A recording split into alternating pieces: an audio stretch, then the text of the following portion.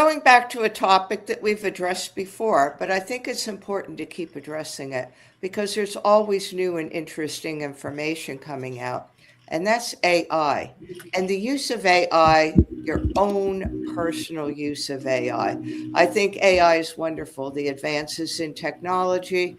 I mean, you look at what's going on in the world. Right now, we could find somebody who was lost, hidden, maybe under a pile of debris so high that you would think you could never find them. And yet, with an AI device that monitors heartbeat and each individual's heartbeat, that person can be found. So, think about that, how phenomenal that really is, that we could use technology for that. But most of us are using it for our own personal. We're using it for videos. We're using it to create content. Some people are writing books using it. And there's always that gray area of, is AI really you? Even though it could mimic your voice, even though you're putting in the content, or is it really just a machine and it's really not you? And that's where we're going to go today because I think that's very, very interesting points about AI, the pros and the cons, and what do we do? And a lot of people listening are entrepreneurs, and I'm sure you're using AI. So, before I introduce my guest this morning, and I'll actually let him introduce himself. I am Teresa Palmer. I've been interim host of this Own It platform, the Motivational Mondays, for about 6 months now, and appreciate everyone who listens or watches or watches the replay. And I hope that we're giving you the information that you would like. If we're not, I would really appreciate it in the comments if people would comment. Even if you're watching the replay, comment. Is this something that you want to know more about? Or would you like us to introduce other topics? Because really, we're here for you. We're here for those of you who resonate with the work that we do. And with that said, I will turn it over to Jeffrey, and he could tell you who he is and start the conversation. Thanks, Teresa. Hi, everybody. I'm Dr. Jeffrey E. Berger, and that is I'm an honorary doctorate for an advocate on mental and financial well-being and leadership and transformational life. And I am the CEO and founder of Abundance and Optimum Wellness, where I believe we all should be living a life of abundance and optimum wellness, physically, mentally, emotionally, spiritually, and financially. And I do run my own podcast, Holistic True Wealth, where true wealth is not just about money. It's about the tools and the resources that I actually have as guests onto my podcast that share other tools and resources, allowing people to create that lifestyle to live in abundance and optimum wellness, physically, mentally, emotionally, spiritually, and financially. And today we're going to be talking about AI. Yep. So if you want to start the conversation here with the AI, Sure. What are your thoughts on it? Because I know that you've used AI for some of your video content and for some of your things. Yes, absolutely. So, and initially, I was not a fan of AI in the beginning. It took me a little while to come on board, and just like anything else that I've done over since like 2018 specifically, is that it's about stepping into your uncomfortable zone when you don't know anything about a lot of things, and getting information. And if it resonates, great. If it doesn't, it doesn't. But it started to resonate with me. Why? Because I'm an ex-software engineer. And it took me back to the days when I was working in corporate America as a test engineer. And we didn't have the internet then. So everything was done on disks. And we would test. I was a software engineer tester. So we would test the applications like Microsoft applications or Lotus applications from that perspective. And then we transitioned into the internet. And then you were able to install and do that from the internet, these different applications and Websites were now coming out, and so it evolved into the internet, and now we're at that third level where we are in the blockchain technologies, and now more and more applications are being developed on blockchain, and AI is one of them. And I look at AI as another tool that I'm utilizing in my own business as well as my personal life, because it allows me to do research and really get out there and find stuff much faster, and to be able to pull information from all over the place. One of the benefits that I have found for me personally is that and I'll say, for example, Claude AI, because I use Claude, ChatGPT, Perplexity, HeyGen 11 Labs. There's a gazillion of them out there, but Claude allows you to build what's called a knowledge base. And what is that? It allows you to upload your previous work, and it allows you to upload your personal profile, your personal story. So it holds a repository of all that information. And from that, it allows you to go in and ask questions or develop a post specific to something in the past, where it will go and search into that information and pull up a couple of examples that we can potentially use. That I find to be very, very beneficial, because it reduces cost on that high maintenance of doing the research and writing it out, so forth and so on. So that's one of the aspects. And then I'll just add this: as far as the video and cloning my voice. Yes, I love doing the videos. Why? Because this way I can just repurpose them. For those people that don't know, that it's basically, I record a video. If it's specific content that I want to repost, I can repost it. I don't have to re-record it, and I just send it up. If it's a 3-minute video or a 5-minute video, I take that file and upload it.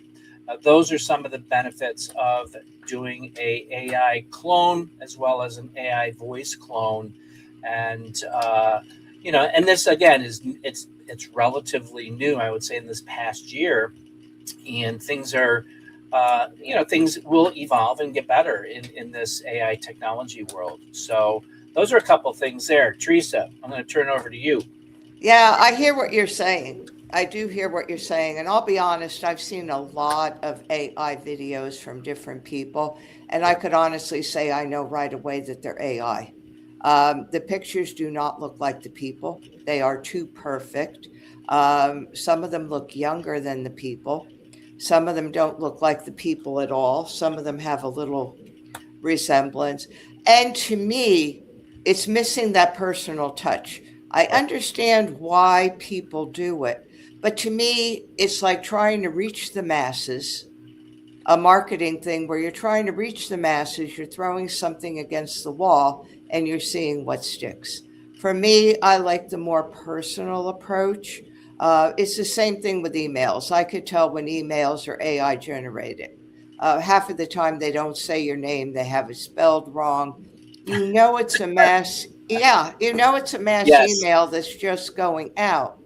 Okay, to me, I don't like that, and I won't do business with those people, because to me there's no personal touch there. And to me, if you take the time for a personal touch, it's completely different. I understand repurposing the videos, but you could keep videos in your library and you could use them on different platforms. You could use them for different things. And to me, content always has to be fresh. And I think that's one of the major barriers that people have, because with social media, they're watching the same stuff over and over again. And when people look at that, especially from the perspective of, say, entrepreneur doing business with somebody, if I see that somebody's rehashing the same stuff over and over and over again, that's not somebody that I really want to do business with, because they're going to do that in the rest of their life, and they're going to do it to me. So that's my take on it. I started a course online with a bunch of other people. We were all taking this. It Uh, sounded good in the beginning, but the person again started recycling videos using AI. It became impersonal, and guess what? She lost many, many subscribers, and mm, now is in the process of trying to make it more personal. Because the biggest right, complaint from people was, I could get this anyplace. I could just look it up. I don't need to be on this platform watching these videos doing this stuff that has no human meaning. And yeah, I think we're getting, and when I say dehumanized, I mean because there's so much technology and so many things out there. I think we're getting dehumanized to begin with. And I think this just adds a layer to it because we're looking at it as something easy. And something easy doesn't always benefit us in the long run. With regard to research, I use it a lot for research. It's great. You yeah, know, yeah, in the literary world, there's that gray area of number one, you can't have AI write your book for you, your draft, your proposal, anything. Because they usually, what the publishers say is it's got a certain dryness to it and a certain energy that isn't human, and they're able to pick it up right away. Sometimes they're not, because sometimes humans themselves are dry with what they write. It's lacking their energy, but there is that human component of energy, whether we believe that or not. We're energetic beings. right. Everything in our body is energy, and we emit that energy out.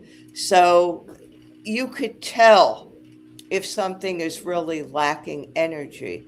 It's lacking that vibrancy. And that's what I see with a lot of the personal things for AI is it's lacking that vibrancy. And that's why I have yet to use it for that, Right. because I would rather take the time, create things, and connect personally with people. So I'll turn Yeah. it back over to you. Yeah, and I mean, you bring up some really good points, and I am coming from an engineering background, and I look at the evolution of computers, and then software, and where we are today. Uh, again, it's a tool, and I believe that yes, there are a lot of videos out there, just like mine. I mean, some of mine are, you can tell that they're AI generated, um, but that technology is going to evolve where you can train it to be your own, have your own personality, if you will. Mm. And that's where it comes into the what's called prompt writing, being a prompt developer, if you will. So you learn the benefits of the tool, just like Microsoft Excel or Microsoft Word. In the very beginning, when they launched, it was really a simple tool, but it's evolved. Same thing with AI. As it evolves, it's going to, and that sometimes that can be a scary thing too, because what is it? What is it? What kind of information does it really have from you? Because there's so much out there, and I do want to bring up a point about dehumanizing. That could be another topic for another call. But I think that there is, and this is my opinion. It's my opinion.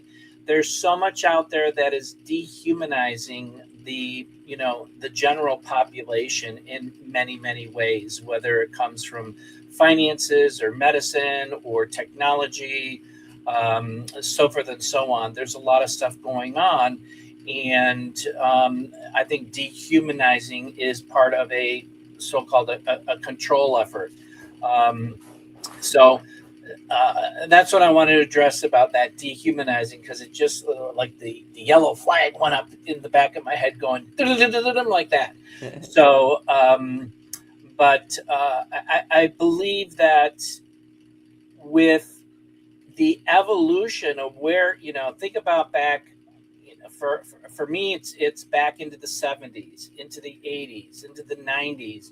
And as we go decade, think of the evolution of everything. And yes, AI is going to replace people in certain aspects.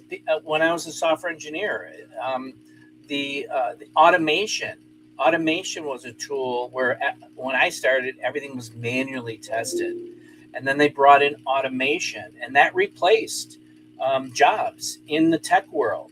And the same thing is happening here. But the same token, it is also creating positions for individuals to be AI experts in that technology, because it is a technology and it's a specialized technology to learn and to be able to generate the so-called prompts that you teach and train AI to what you want it to do. Yeah, I agree with that, but at the same time, it is a machine. It's Yeah. not going to really replace a human being because nobody could be you. You're an individual, Right. and there's nobody like you. Every person Thank is God. unique. And every person is unique. So from that perspective, Yeah. AI isn't going to, yeah, it could kind of mimic your voice, it kind of mimics, but it's still a machine. It's got a set way of doing things. Right. And, that's where a lot of times it could be picked up because there's things about it that aren't humanized and never will be. And now, with you said some of your videos, they're AI generated. How do you feel about them, and how do your followers, have you gotten new people with it? Oh, Do people care? Do they not care? I find that interesting because as much as I think now is the greatest opportunity we have to be entrepreneurs, to really carve our own path. And in order yeah. to do Yeah. that, we Yeah. have to have something that people resonate exclusively with us, because there's millions of people out there doing what we're doing, trying to do what we do, Right. competing. Right. And how did people feel about your AI stuff? Did it bother them at all, or was it just like, oh, okay? So I'm glad you brought this up, because I don't know if you brought this up offline in one of the chats for Own It, or if it was on another video that I didn't get on with you, but you talked about responses. To be honest with you, I get more responses with my AI generated videos and content than ever before. I've got, non AI, it was more along the lines of maybe 5 to 15 people. Now I'm getting up to 100 people, anywhere between 50 to 100 people, and many more are responding Are to they engaging with you or just responding?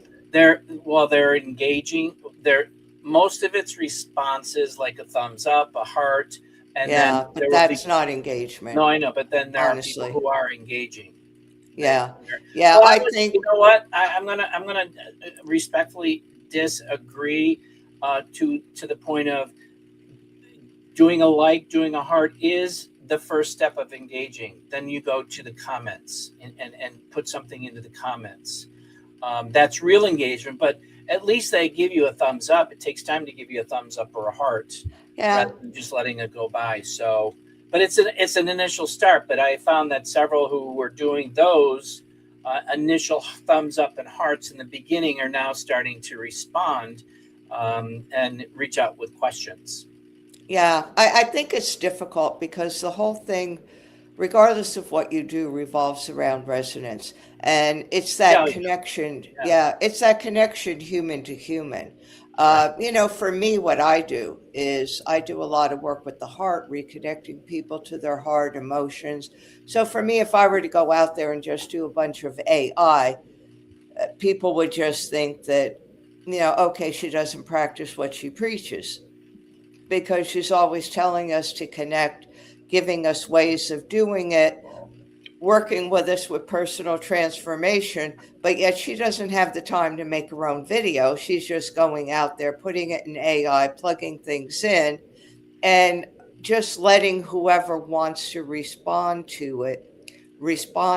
So for me, it's not really a way to go, and I'm very Mm. careful with it. Yeah. And I know in publishing, you have to be very careful with it. In fact, I belong to a community of writers, and somebody actually found their work someplace else on the internet that they had put into AI. Oh, wow. Word for word, they found their work. It was a draft of something, Oh, wow. and the person had drafted it in AI. I think maybe chat, I'm not really sure which one, but drafted it into AI and then cultivated it from there. Mm. And months later, she was looking through something online on a platform, and she came across where her work, that draft was actually written, and it was Wow. written by somebody else. Wow. And she's in the process now of trying to find out more about who owns it, how that could happen. And one of the things that was found out was that once you put something in AI, Chat GPT, Copilot, whatever, Claude, is it really your property? And can it be distributed? And Hmm. some are saying, yes, it really can be distributed. There's a lot of legal ambiguity around it. Right. That yes, it can, but when you find something online, I found something similar where I had put some things into AI. I was asking some questions, some things. I was doing it was more research based. Hmm. But what I found after that was that when I looked on social media for stuff, a lot more people seem to be taking and kind of running with the ball of what I had asked in that initial research. So I don't know if it sparked something in people, but Yeah. all of a sudden I started seeing posts and I started seeing things, even on Substack, that were kind of mimicking what I was asking about. And all of a sudden there seemed to be this interest in it where before I didn't see that. So I have to assume it didn't come from me because I Right. didn't pursue that. I went on to something else. But the fact that I saw other people taking it and doing things with it, they had to get it from someplace. And Well, I'm here's the thing. assuming, Here's the thing is that this is all, no matter what you do on your computer, it's tracked. yeah, All of your keystrokes are tracked, all of the websites that you go to, all of the Google search that you do. If you go on TV and you're watching TV and you go to a commercial or you click on a commercial, it's like, oh, well, let me look at this. Next day, it's in your Facebook yeah, thread. And so they're capturing all that data and it's just going up to the data warehouses to market. And no matter what you do, you are you are being followed. yeah. And it's on your phones. It's I'm seeing more and more things about shutting off your phone so you can't. They can track you into your bedroom. That's They could track you when your phone is off. I've got news for yes, you. That's how they find a lot of criminals because, people committing a crime will turn off their phone thinking that it turns off the location, but it still pings. yeah, So that phone, and that's what it's designed to do. That's what all this technology is designed to do. It's designed to locate you. Even if you don't want to be located, right. it could still locate you. So, that gets to be a little scary too sometimes that everybody's watching your moves. But at the same time, it's kind of good because if something really happens to you, there's a better chance now of either finding you or getting justice for what was done. Years ago, you True. could get away with things. Yeah. If they couldn't find footprints or they couldn't find some evidence that linked somebody. Now, Yeah. they could go back 50, 60 years when something was committed. And I Right. lived in a Right. town. I used to live in Scotch Plains, Westfield, and there was a horrendous murder of a family that happened many years ago. Oh wow. And with the advances in technology and, I don't know if it's still on, America, something with America Most about wanted. finding fugitives, America's Most Wanted.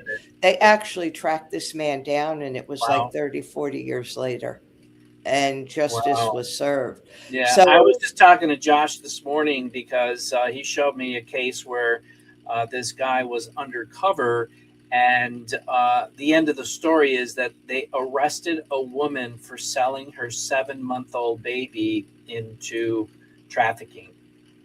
yeah, yeah, It just that's when technology is really, really, really, really good yeah, in yeah. those And the types of fact that situations. they Yeah. could find you just with your heartbeat. There's Yeah. that's been that technology, and And I I think know that. didn't you say, sorry to interrupt you because you talked about the heartbeat. I think you said that each of us have our own unique heartbeat, correct? Yeah, your It's like heart is unique to you. The way yeah, your heart beats, not the rhythm itself, but that love dub, that, the atrium opening, the ventricles opening, right, right. closing, distributing blood throughout the body. It's got its own unique electrical signal, And and that's that's awesome. how they could find somebody. And not that we get into politics, we don't do that here, but world events, if you look at that missing airman, the only way Oh, they you're right. were able to find him was through his unique heartbeat. Oh, was that how they found him? Oh my That's gosh. the yeah, and Oh that's my how they gosh. found him, and that technology's been used in other circumstances. Yeah. This was probably the best use of that technology, but it's been used, they're starting to use it in some airports that, you can't change the way your heart beats, that Right. electrical signal, no matter what you do. It's You could unique. change the rhythm, but you can't change that heartbeat, and they could tell who people are by their heartbeat. My So you gosh. could try to change your ID, try to change your, retina. You could, there's certain things you could do with retinal images, fingerprints, you could burn them off, but you can't do anything with your heartbeat With the because heart. Yeah. Yeah. it's uniquely you. That's And amazing. I just think that that's so fantastic that, you've got something uniquely yours that nobody really could mimic. Right. They can't Which is great. really, yeah, which is So really now, good. oh, I gotta ask you this question then. So I have an identical twin. Would we have the same heartbeat, No, or so we both would? So that would be yeah, different. We have the same DNA, but the heartbeat has the should be heartbeat would be significant. different. There would be subtle differences that if somebody had to track you down or your twin, Got it. or even if you were standing side by side and trying to confuse somebody with who am I, they would be able to track you down. There would be no hiding from it. You can't Yeah. take Yeah. your twin's heartbeat. He can't take yours. And so Well, isn't good. isn't that interesting? Yeah. So there's a lot that goes on, and there's a lot that goes on. I think we had a good conversation because there's a lot of good about AI. There's a lot of good uses. It's so beneficial for so many people, but at the same time, I think we also have to be careful with it because I think we want to keep that human touch, and I think it's going to be harder and harder to Yeah. keep that human touch, but I don't think it's ever going to go away. I would No. highly doubt it No. that, there's that humanness about us. And just look at your heartbeat. That's you being human. So I think until they can actually take your heart away from you, they're not going to be able to take the humanness away from Yeah. us. I Yeah. think we're just going to have to work harder, work a little smarter, and really strive to be the authentic people Mm-hmm. that we were meant to be so Exactly. that other people can resonate and see that in us. And that's how we attract other people. So, those are my final words. What are your final words? I'm going to leave it to yours because those are perfect. And as Teresa said in the beginning, reach out in the comments. If you'd like to hear another topic, please let us know. If you want to hear more about AI, then let us know that as well. We'd love to hear feedback from people who are watching the podcast and see if we're, if you're getting value out of it. That's the purpose there, is to provide the value, some tools, some, tricks of the trade, if you will. So thanks, Teresa, for hosting. Oh, thank you so much. And again, appreciate everybody who's listening, everybody who's going to watch the replay. And please comment. If you absolutely don't like this, we need to know. Yes. It's important. You're not going to hurt anybody's feelings. You're just giving honest feedback, and we will take that then, and we could use it to tailor what we give here on Own It to what people want. Yeah. So feel free to comment. Thank you, everyone. And we're going out now. I have